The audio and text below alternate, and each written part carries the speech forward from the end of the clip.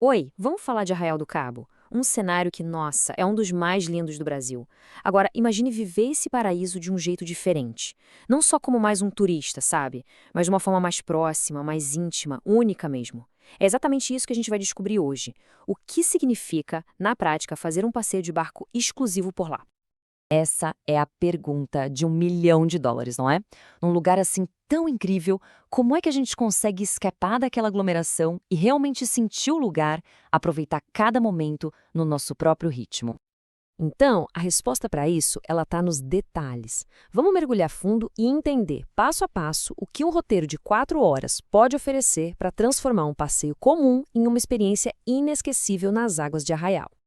Para começar, vamos entender esse conceito. O que quer dizer exclusivo nesse contexto?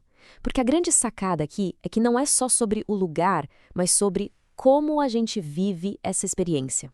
E aqui está o segredo. Exclusivo significa, antes de tudo, privado. Significa que o passeio se molda o grupo e não o grupo que tem que se encaixar num roteiro fixo. É ter a liberdade de criar a própria jornada, bem longe da superlotação dos passeios mais tradicionais. Agora sim, vamos para o roteiro. A aventura de verdade começa com 2 paradas para desembarcar, para colocar o pé na areia e sentir a energia de lugares que são, olha, muito especiais. E o detalhe genial aqui é o equilíbrio. São 40 minutos certinhos na paradisíaca Ilha do Farol e depois mais 40 minutos na charmosa Praia do Forno. 2 paradas com 2 energias bem diferentes e com tempo de sobra para curtir cada uma delas sem nenhuma pressa.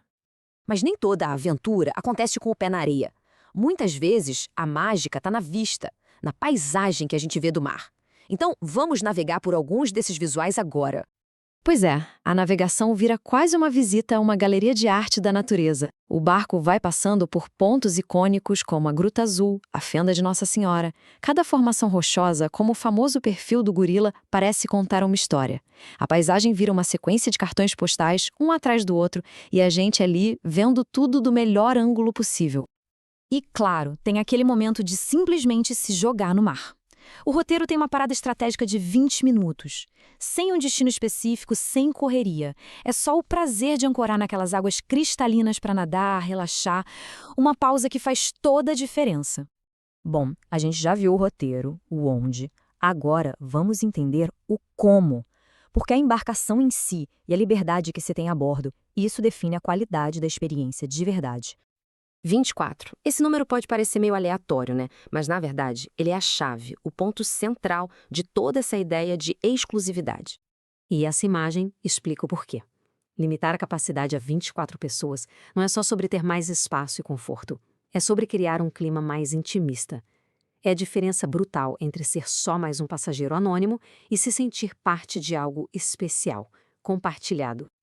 Olha só, essa tabela resume bem os pilares da coisa toda. O barco, que é exclusivo e confortável, a capacidade limitada e umas cortesias bem práticas, como gelo e carvão já incluídos. Mas, repara no último item, que é o verdadeiro divisor de águas, o itinerário flexível. É aqui que a aventura passa a ser controlada pelo grupo. Então, tá. Quando a gente junta todas essas peças, o roteiro, a liberdade, o conforto, qual é o resultado final? O que essa aventura realmente entrega? No fundo, a resposta é essa aqui. A proposta toda deixa de ser sobre um serviço e vira sobre criar memórias, criar laços. A ideia não é vender um passeio de barco, mas sim oferecer o cenário perfeito para viver um momento inesquecível com as pessoas que a gente ama.